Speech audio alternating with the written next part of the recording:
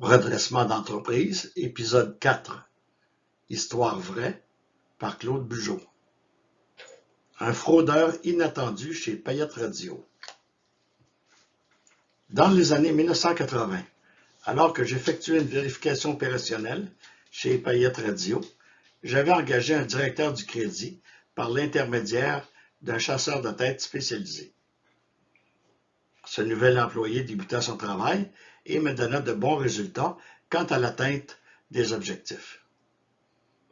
Puis un jour, alors que j'avais pris congé pour aller faire une expédition de canot dans le parc national de la Mauricie, j'avais connu dès le départ de la difficulté avec mon Toyota Land Cruiser. La pompe à gasoline était percée. Je me suis donc rendu à un garage près de chez Payette Radio afin que l'on puisse effectuer la réparation. Alors que j'étais en attente au garage, ma secrétaire traversa la rue pour me dire qu'elle venait de se faire voler le dépôt de la journée.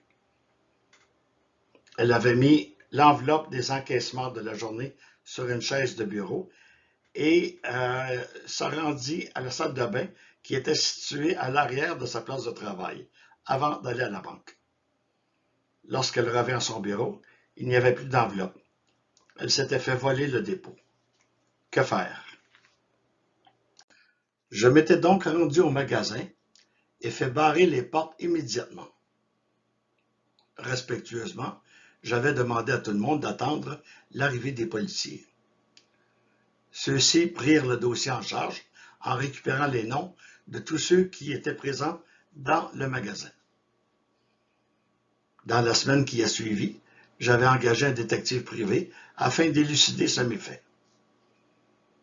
J'étais certain que le vol avait été effectué par un employé car il fallait connaître les habitudes de ma secrétaire pour procéder ainsi.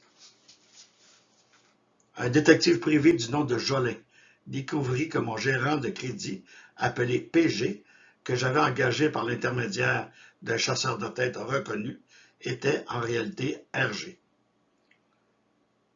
Le directeur de crédit travaillant pour moi était un malfaiteur recherché par la GRC.